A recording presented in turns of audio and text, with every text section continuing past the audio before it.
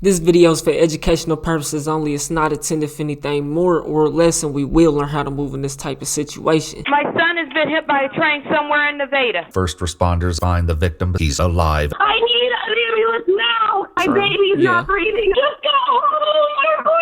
Okay.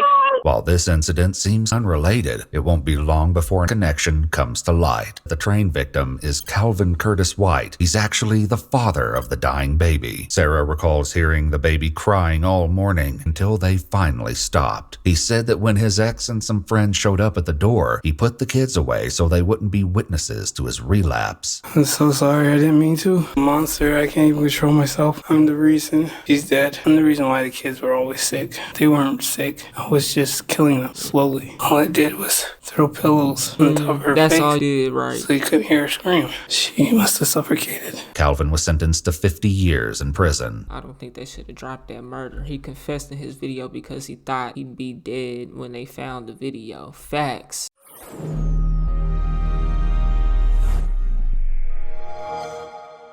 Woo! What's happening? We got man films moments after killing his baby. Shouts out to Explorer with us. Let's see what it's hitting for. Story County Emergency 911.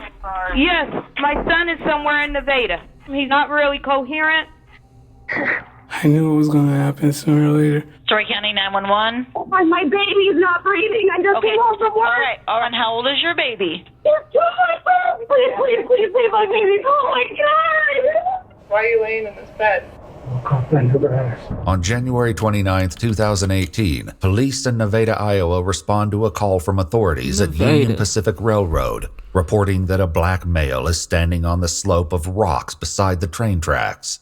Officers head out to the location to conduct a search. However, after finding no one there, they return to the station.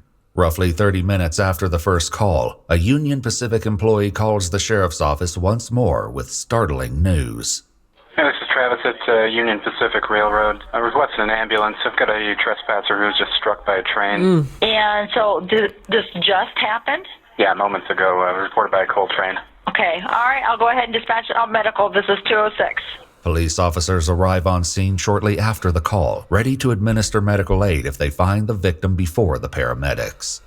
We'll be on the south side of the tracks. Oh, stop.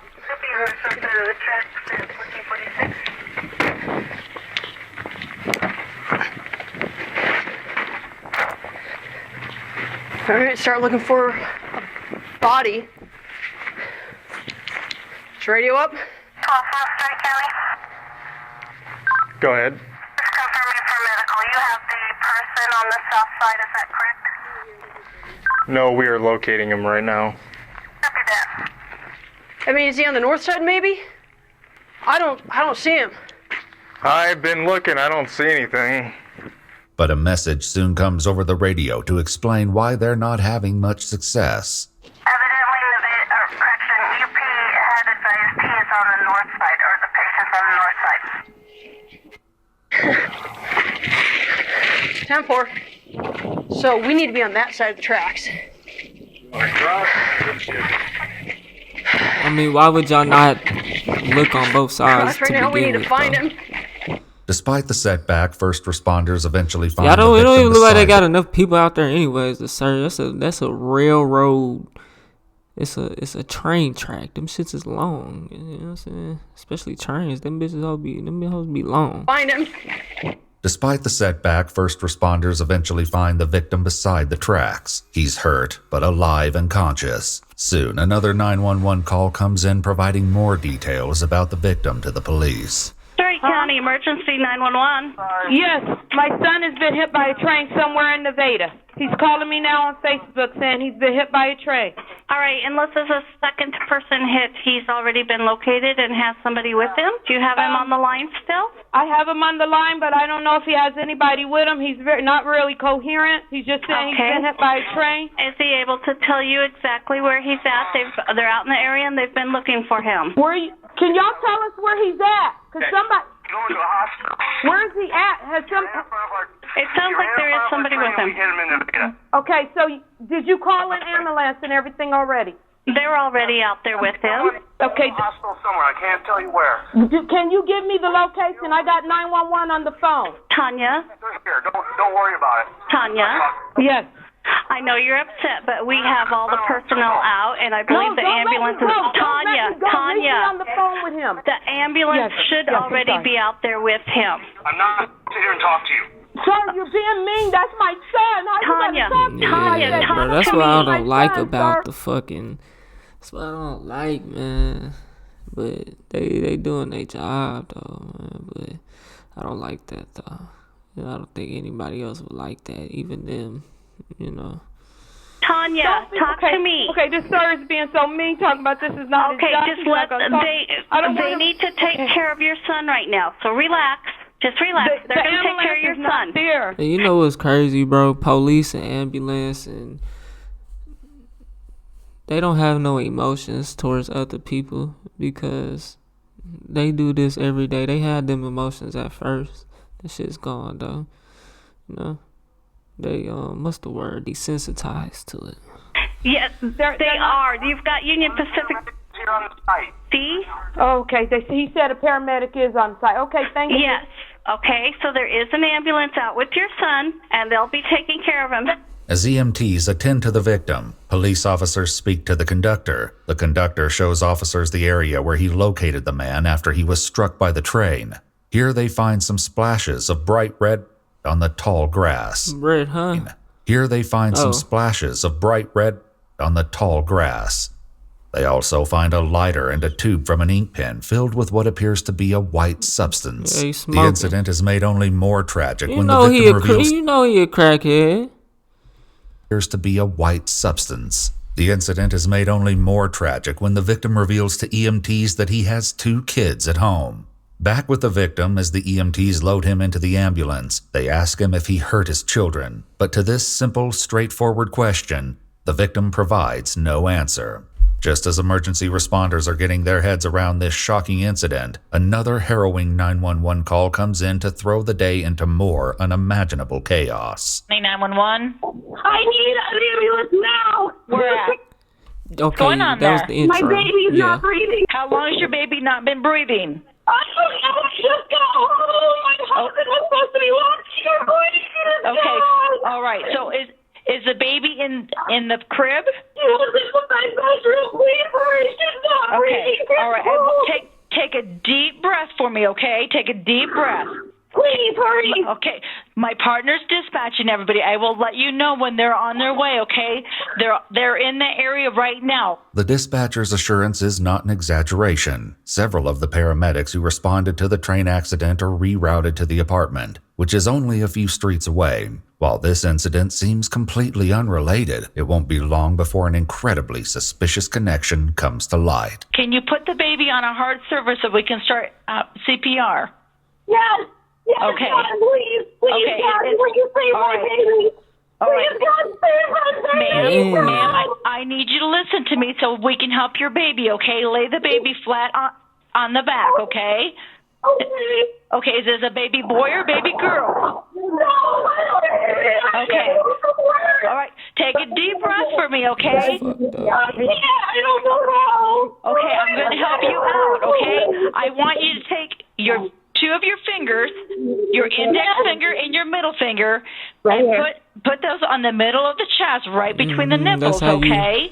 And you're going to push down about 1.5 inches. 2 fingers, yeah. And you're going to do this. You're going to try to pump about 100 times, okay? Please, God. Okay. Please, Let me know when you started, okay? Let me know when CPR has started. So let's count together, okay? Ready? 1, 2, 3, 4, 5, 6, 7, 8. And keep going. She's turning blue. She's turning blue. Okay, keep pumping for me, okay? The dispatcher guides the woman through mouth-to-mouth resuscitation as well as compressions, but the mother's heartbroken, terrified voice is enough to paint the picture of how those efforts are going. Right. Please, God, please, save my baby, please. I need more guidance. Man. Oh, my God. Paramedics arrive at the apartment during the call, and one of them would later describe that's fucked up hearing that, bro. That's fucked up, man. Whew. Just imagine, like, being an operator every day. They desensitized to it, man. But some of them ain't, though, bro. So, regardless, bro, that'll fuck you up, bro. I wonder how much they get paid, because they need to be getting paid some good money, bro. You know what I'm saying? Because that's some stuff that you can get PTSD for, bro. Like legal PTSD. You know what I'm saying? Frantic scene she walked into. So there was a adult female that met me at the apartment steps. He took me to the apartment, walked into the living room, and saw mom doing CPR on the couch. The medics performed 2 rounds of CPR and used more advanced equipment to try and revive the infant. Meanwhile, the 911 dispatcher So the ambulance doing CPR tells me that he must have choked the baby, strangled the baby. Man, that's crazy.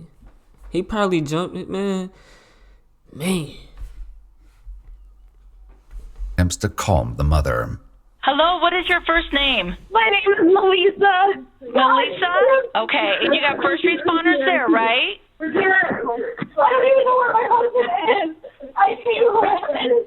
The paramedics are unable to revive the baby on scene, so they get the infant in the ambulance for transport to a local hospital. It's a chaotic afternoon for Story County responders, but they have yet to learn the chilling connection between their 2 victims. Well, just visual observation, you could see that the baby was dusky, cyanotic, kind of blue around the mouth.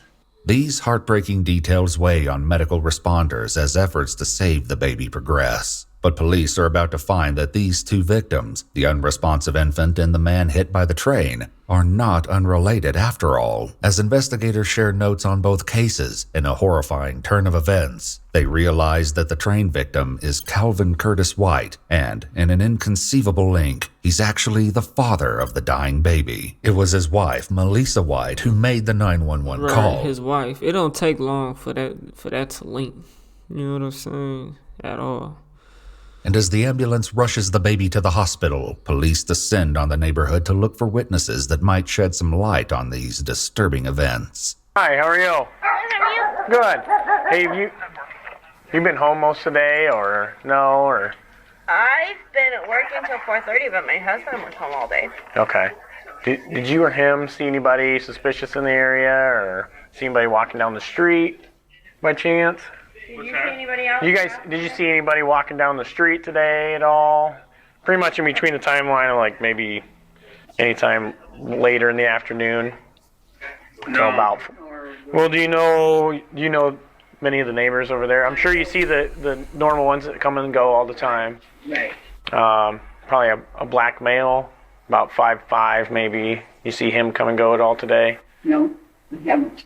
Despite little help from the surrounding neighborhood, the police do get some information from 2 women, Sarah and Christy, who live in the same apartment building as Calvin White and his family. Sarah recalls hearing the baby crying all morning, with the cries growing weaker throughout the day until they finally stopped. Christy tells police that Calvin once told her that sometimes they simply let the baby cry it out until it stops crying. Suspecting the worst, police get a search warrant for the Whites' apartment. The living room when you first come in. Around the corner to the south side, you've got the kitchen. Straight back, you've got the parents' bedroom.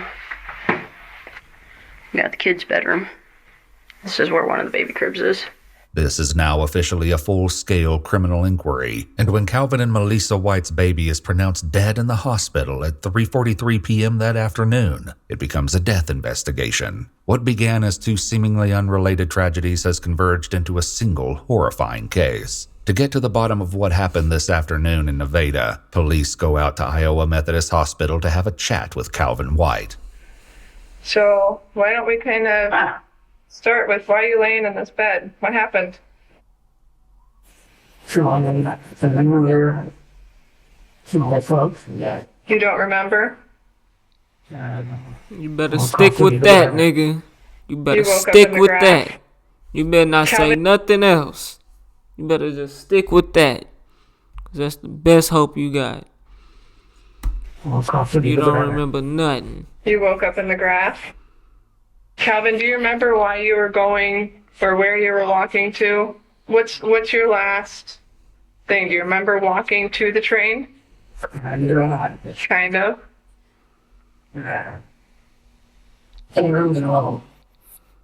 Kinda. You take your time, okay? You slipped up right there. You remember walking to the train, though?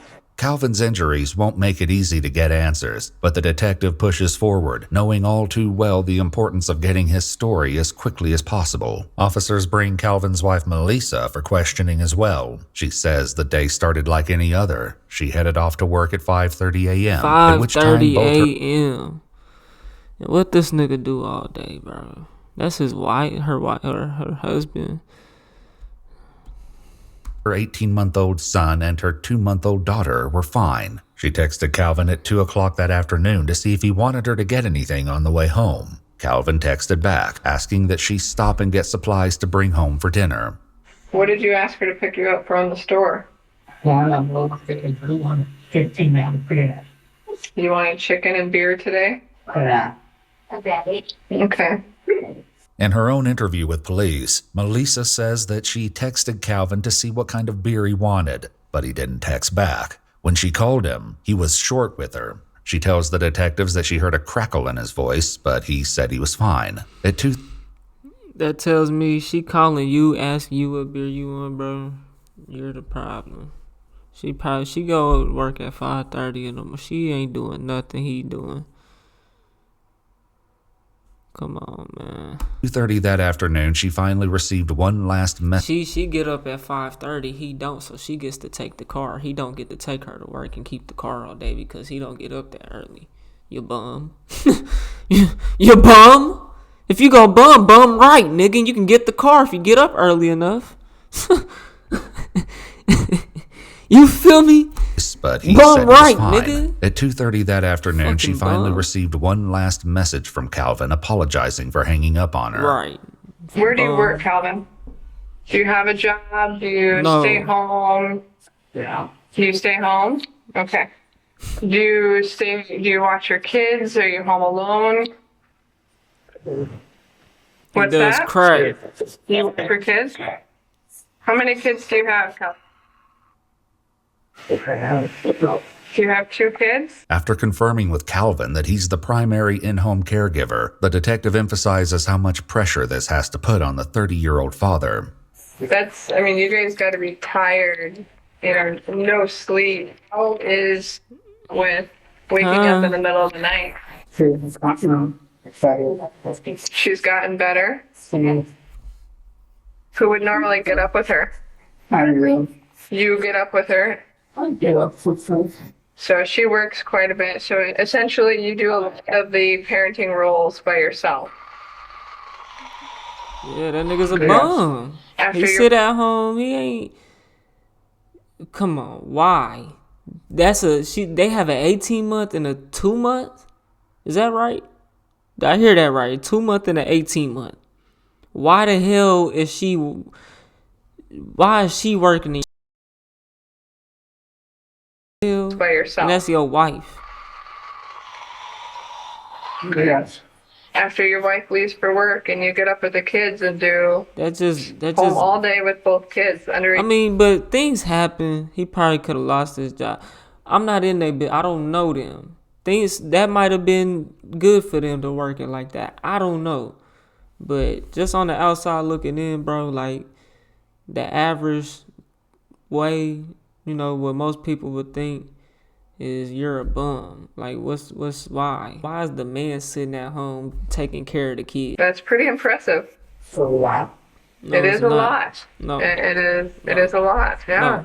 No. Calvin's workload as a parent has been under additional strain for the last month or two because both kids have been struggling with illnesses. What were they doing? What did this sickness consist of? Were they vomiting, puking? What's that? Cough. Just a cough? Coughing and wheezing. They hear this as well from Calvin's wife Melissa, who says that her daughter has been fighting a cold since the beginning of the month. right after her older son suffered from a nasty round of bronchitis. But if these sound like the typical struggles of a family raising 2 young babies, it won't be long before chilling information comes out that sheds new light on the reason behind these illnesses. The detective at the hospital soon discovers that there's another element at play in the White household: addiction. Do you have any history of drug usage? Yeah. You do? What is your history? Meth? Meth. If I went to your house right now, would I find any meth at your house? No. When's the last time you've done meth? You don't remember. You Yes, did he meth does. yesterday or today? And you're telling all on yourself. I know he hurt, he in pain and some more shit. I get that. But And how do you normally do it? Oral? Spoil? Melissa confirms that this usage has been an ongoing source of strain in the marriage. She says that she confronted Calvin about his addiction more than a year ago, at which time he agreed to go into a treatment facility. In an exclusive interview with that's why he ain't working, because he been on that shit for over a year. He missing a whole tooth. Like, come on, man. He's doing more than just so-called watching them kids. He's not watching them kids and taking care of them. Like, no, that's not what's going on. And he hasn't been doing that. He just got these, he just had these kids. You know what I'm saying? He's a new parent. He got a 2-month and an 18-month. He just had these kids, bro. And he's probably been on that shit before he had the kids. And she married this man. She knows this. She knows this. And she's probably not perfect neither. You know, it's not, I'm not putting the blame on her or nothing, but come on. She know the type of man she dealing with and marrying and laying with and having around, you know, like, come on. At which time he agreed to go into a treatment facility. In an exclusive interview with Ewu, Calvin said this ultimatum came at a low point in their marriage. It was a 9-month program that I was supposed to do, but the center that I went to, it turned out to not actually be like a rehab place. It was more like this military place that was for like people that they were waiting to go to trial, and as they completed this program that like they would get a lesser sentence. It wasn't for, you know, it wasn't like no 12-step program or some type of stuff like that for rehab people. So I ended up like not wanting to stay there, and I left after a week. So when you go to rehab, what do they be doing? Like, I don't want to make this video super long. Didn't complete his rehab. He claims that he remained clean for a year. In her conversation with police, however, Melissa says that she'd already realized that afternoon that her husband must be off the wagon. The telltale sign was the tinfoil being out on the counter with a piece torn up and folded up, a sure indication that he'd been using that day. Calvin says that his illicit substance usage doesn't affect his household responsibilities. And how is he getting money for this? She's giving it to him. An answer that he's taking the money that they supposed to buy for groceries and using it.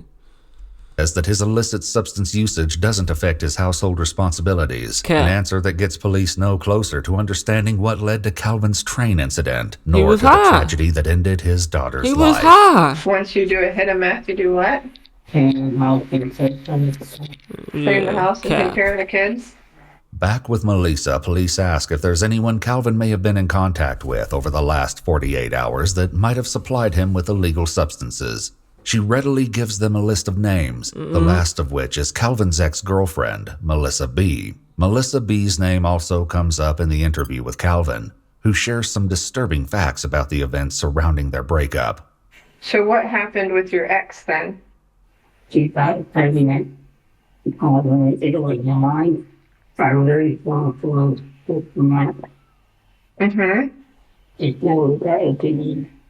So how did you handle that? How long ago was that? Like 7 years ago. How did you handle that situation?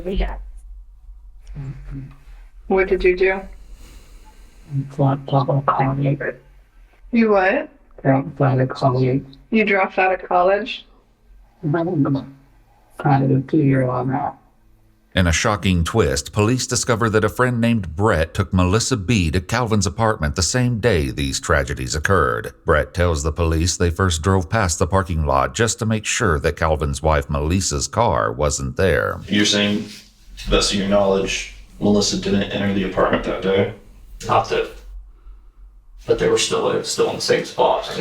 Yeah. He lied. You said you heard Dosha give his wife's work schedule. Yeah. Any other? It was just common conversations. Obviously, she hadn't been there for a while, so they were talking about what had been going on. The police also spoke to Melissa B. about that day. She says Calvin was trying to figure out the time schedule for the train hours before tragedy struck. The train. It was the first day my wife went back to work from maternity leave, and I got up in the morning with both our kids like I did every single day, changed diapers, fed them and everything, and my daughter was only 2 months at the time, so, I had her swaddled up in her little swing that we had, and, I was sitting on the floor that morning playing with my son. We were playing with our Legos together, and I hear a knock on the door, and I automatically knew who it was, because there's only one person that comes over at that time in the morning when my wife is gone. I knew it was my ex. That's when the first bad decision came in, is that I opened the door for her. What? She was there. You knew exactly who it was because she's and y'all are doing meth together. Like, and you don't think this woman, bro, knew. He said 7 years ago. So she knows the history that they have together, bro. And he knows that she knows that she probably done caught him fucking with her at a point in time and called him out about it, and he said he wasn't gonna fuck with her no more, and that's probably how they end up getting married. The whole time he's still fucking with her though. She's going over there every day, every other day, once whatever, and they're doing meth and they're fucking, and come on now. Whole time she was pregnant, he was fucking her. Like, come on, man. And they was doing meth together. Let's be real. And Brett, he does it too. And she was there, and a couple of other people came with her. Calvin says that his visitors came bearing gifts. My ex-girlfriend pulls out, a bag of drugs. So it's her fault. And she's like, "Do you want to smoke?" And that was my second bad decision. This story differs considerably from what the police are hearing during the active investigation. The case turns over its head when investigators come across some unsettling rumors circulating within the community. Apparently, Melissa has told people that she saw the children that day and they were fine. Do you know why she would say that?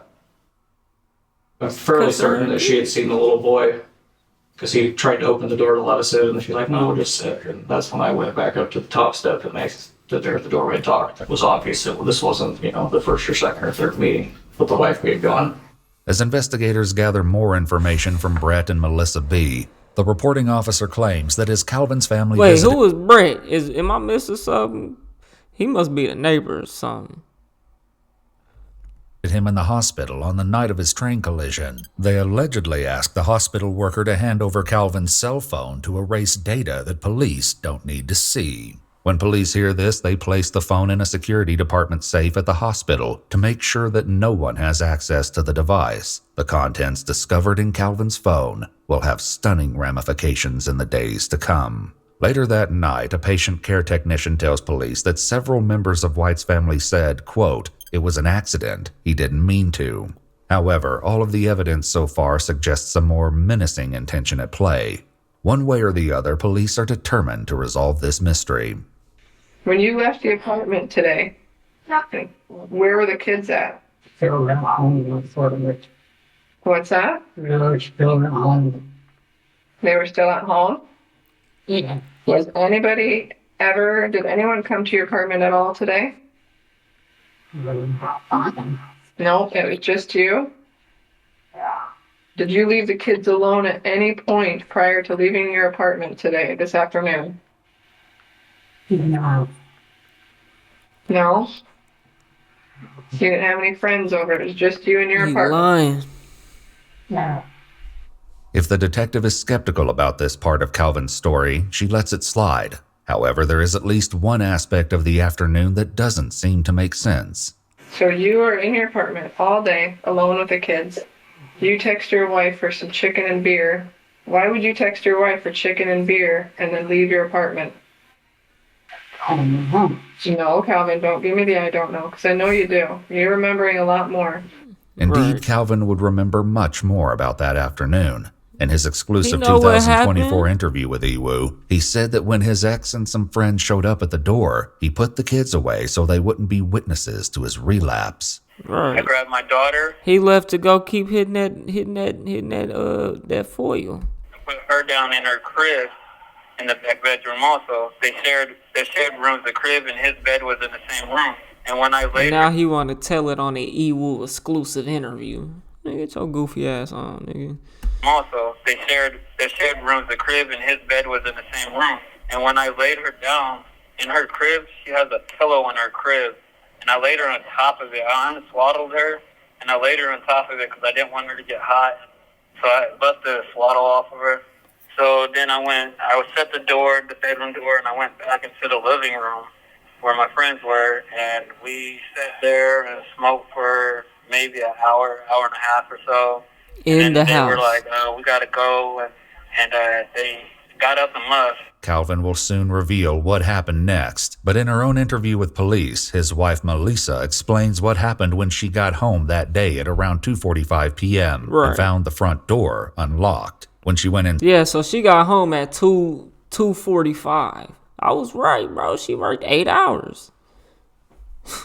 Inside, she found her son screaming and her husband missing. She also noticed that her daughter was not in her usual baby swing in the living room.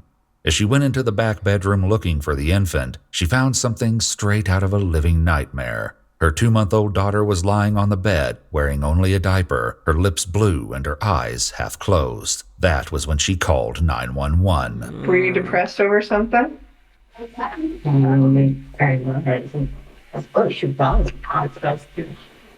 only thing you're depressed about is your drug use?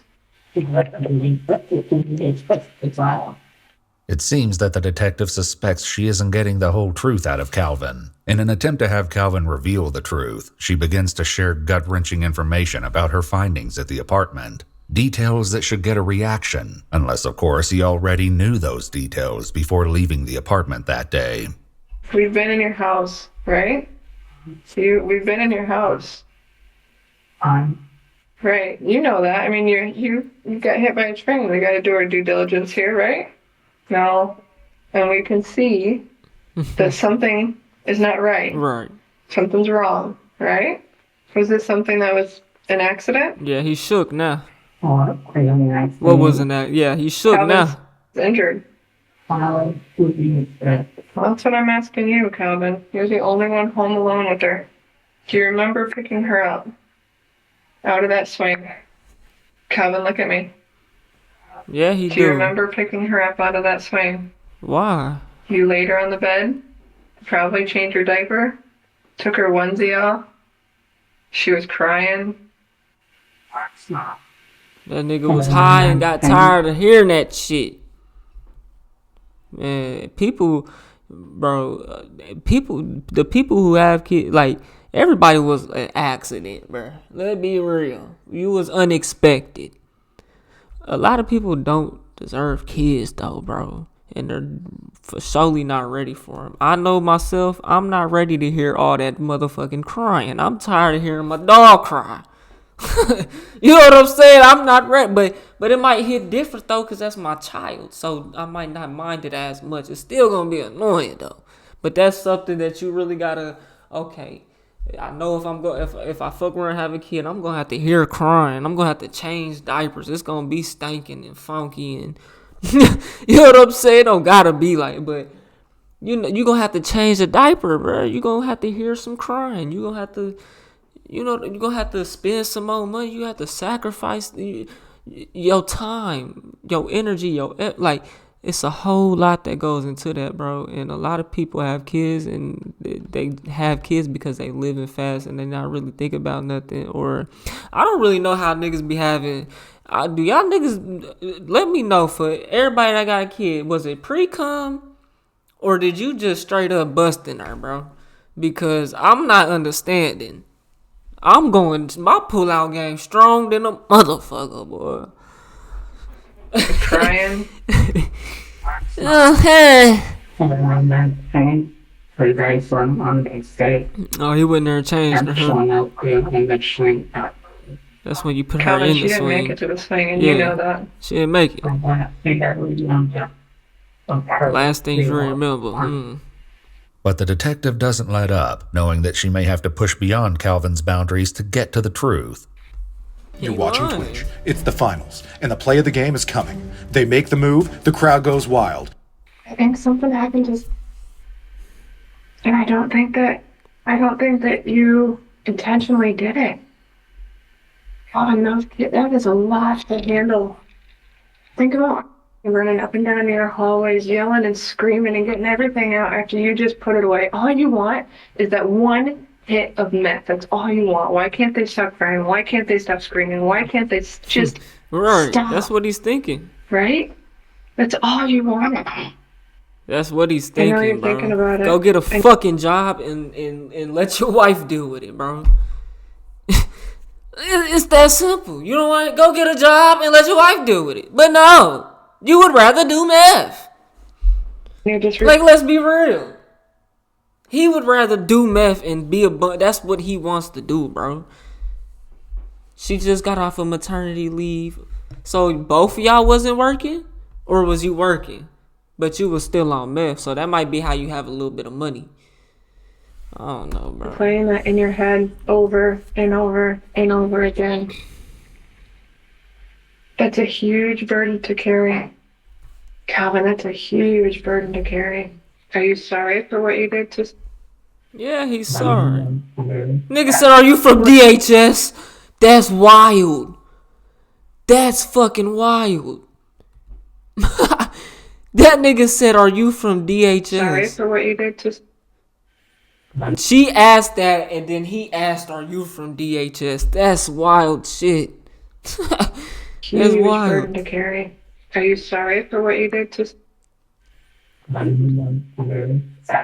What's that? Are you with DHS? No, I'm not with DHS. She's Are the you sorry police. for what you did to... She's the straight up police because you're getting charged with murder. Fuck DHS, nigga. No, I'm not with DHS. Are you sorry? That's the police, nigga. Are you with DHS? No, I'm not with DHS. Are you sorry for what you did to... You need a lawyer. Hey, look, he know he cooked. Yeah. She caught that nigga. You just want that one hit of heroin. Oh yeah, You, like I said, you should have stuck with what you said, kept your mouth shut. Quit talking. It's only gonna make the situation worse. I got pulled over the other night, bro. I got a BB gun. Because I'm in the process of moving this shit, bro. So I got shit in my car and I happen to have a BB gun. My headlight out. That's the reason why a cop pulled me over, bro.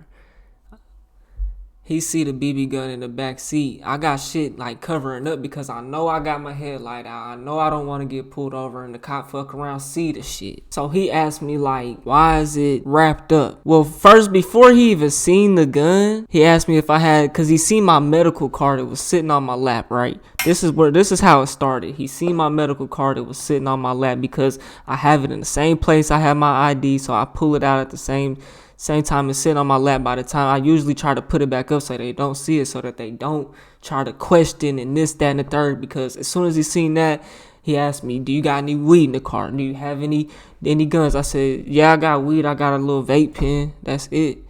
Then he asked me, you got any guns in the car? I said no. Then he looked in the back in the back seat. Right. So far, I've been honest. I'm truthful. I ain't got nothing to hide. I literally just got out of fucking work. I got my vest on. You know what I'm saying? And so he take his flashlight. He look in the back seat. He see the BB gun.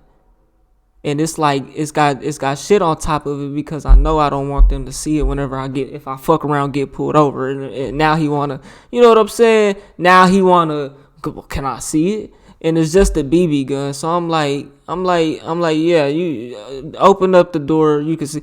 even though I really don't want him to search my shit, and I shouldn't have let him do that anyways, but I didn't want that shit to transpire into some whole other shit, because I really don't have nothing to hide. I just did 12 fucking hours. I'm ready to take my ass home. I don't got nothing to hide. Yeah, I got my blick on me, but I don't remember if he asked me afterwards if I had any other guns. I think it was after he looked at the BB gun and shit and asked me if I had any other guns or whatever. This is all whenever he first come up to the car, right? And I got my gun. I keep my shit on me. I'm legal. Everything right. You know what I'm saying? It's open carry state. I ain't got no felonies. You know what I'm Gucci Gabbana. You know what I'm saying? So I'd have been arrested and they gave me my shit back. I went up to the sheriff's office and got my shit. You know what I'm saying? So, but he ended up asking me, like, why is it wrapped up? I'm like, no comment. No comment. No comment. And that's really what I should have did, but it's a gun. All he seen was like the butt of the gun type, so he didn't know what it was. So obviously he's gonna want to search the fucking car if I don't let him just go ahead and do that, which is fucked up, and I shouldn't have done that. But he ended up didn't search the car. He came back. He asked for the insurance when he first came, but he didn't even really look at it like that or nothing. He was really trying to find something, because I'm in a Grand Marquis with no headlight. You know what I'm saying? So that nigga's trying to find something, but he first seen me with my vest on, and he asked me first. I didn't say I just got off of work. He said, oh, you just got off of work or something. You going to work? He asked me if I was going to work. I said, no, I just got off of work. He was like, okay. And I said, he asked me if I got insurance, and I showed it to him, and then he seen the weed card, and yeah, that's how it happened type shit. So he was just trying to find something. He couldn't find nothing on me. He knew that. So whenever he got back to the car, he just said, you good. You know what I'm saying? He ain't give me no warning or nothing like that.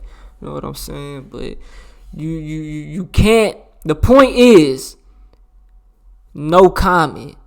You know what I'm saying? Don't say, oh, I got it wrapped up. I ain't no comment. Don't worry why it's wrapped up, because I already knew this shit was going to fucking happen. That's why it's wrapped up. You know what I'm saying?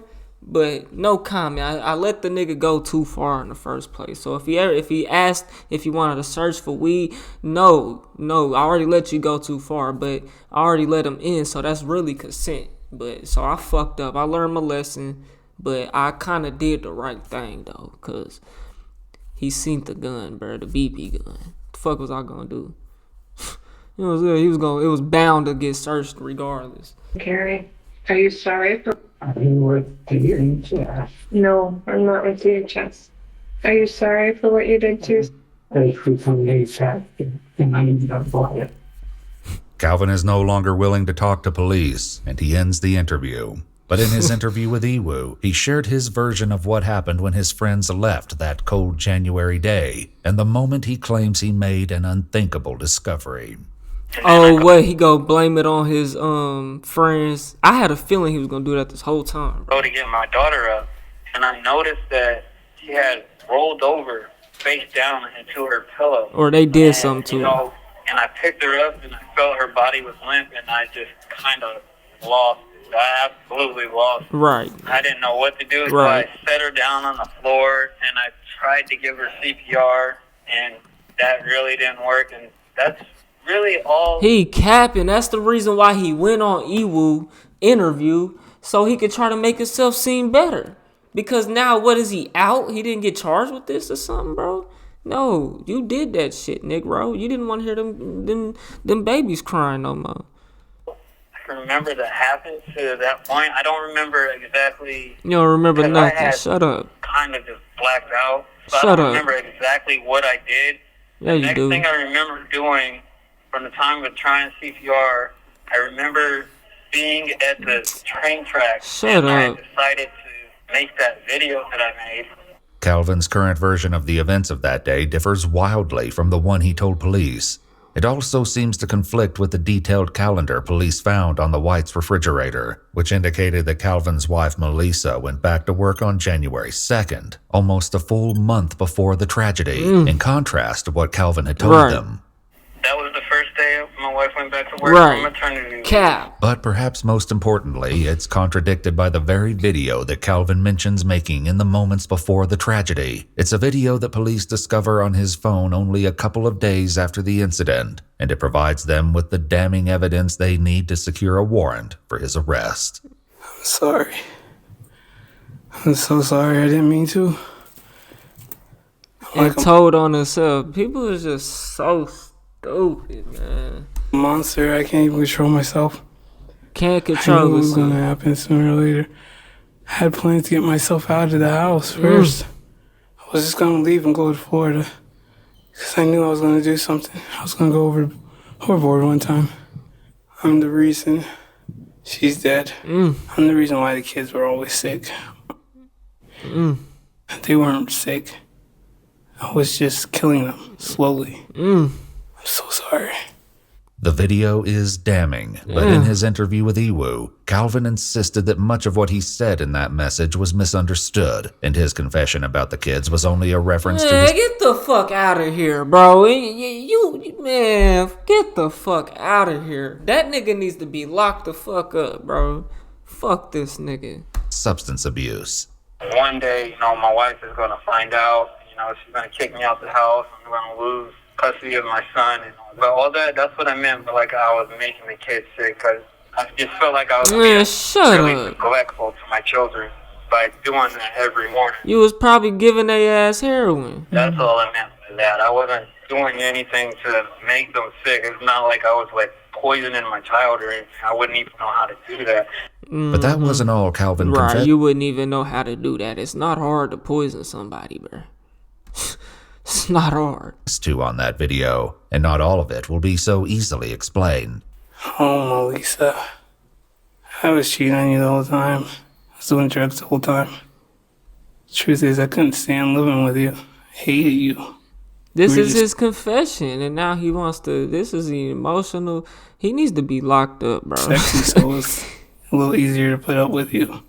And he's gonna be somebody bitch, bro. I didn't mean to kill. Because he's a goof. All I did was throw pillows on top of her that's face. all you did, right? So you couldn't hear her scream. Right. High on heroin. Hey, options traders. Bro, this can't be the first story like this, bro. High on heroin and put the pillow. Man, this is not the first time this has happened. It's all. She must have suffocated. I'm sorry. It's apparently nothing short of a full confession. Right. And though Calvin's story about what happened to his baby is shocking enough on its own, it's not the only incriminating statement he makes in the video. He also mentions an incident involving his ex-girlfriend, Melissa B.'s son, a subject that came up briefly in the hospital interview as well. Who hurt him or what happened, I guess? No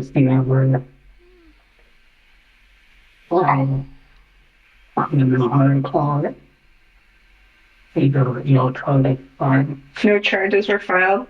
Great, but who? I guess I just want to know what happened to the kid. He had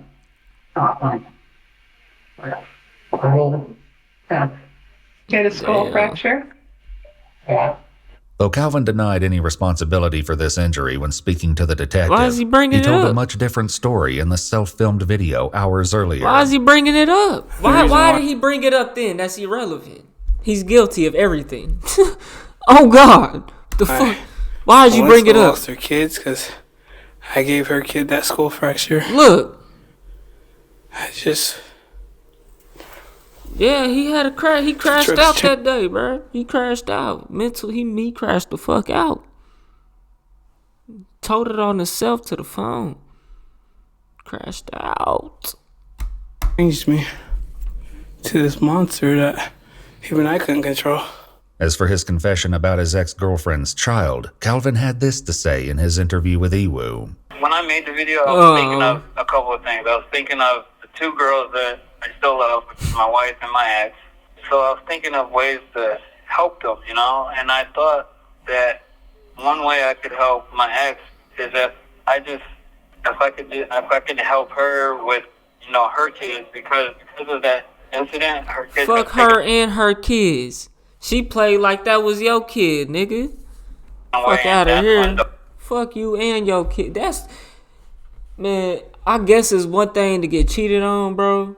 But to have a kid and play like it's your kid and she don't own up to nothing, man, fuck that.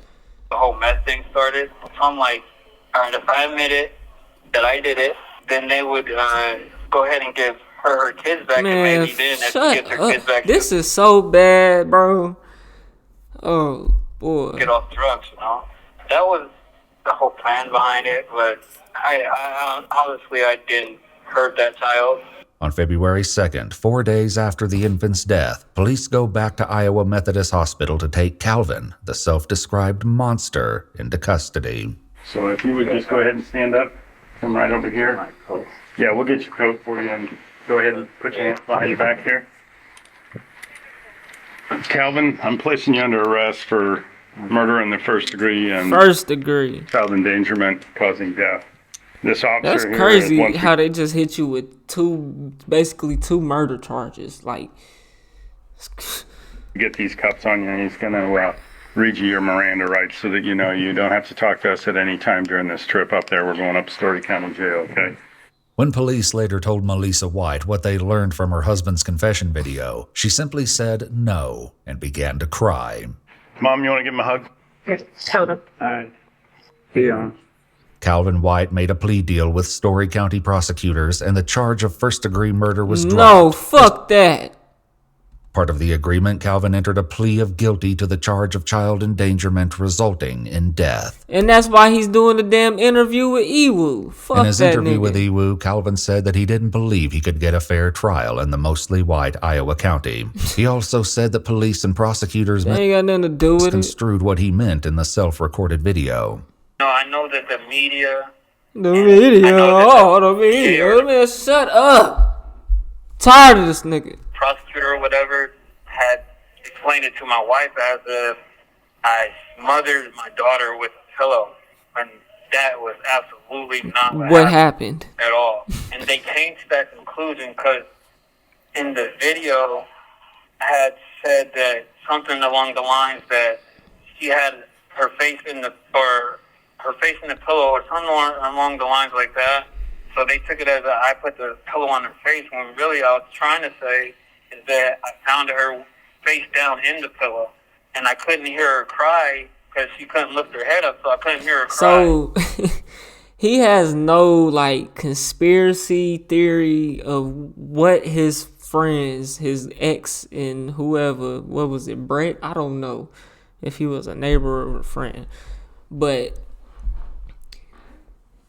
he doesn't have no theory of how they or what they did to the girl, and all he remembers is trying to give her CPR and walking.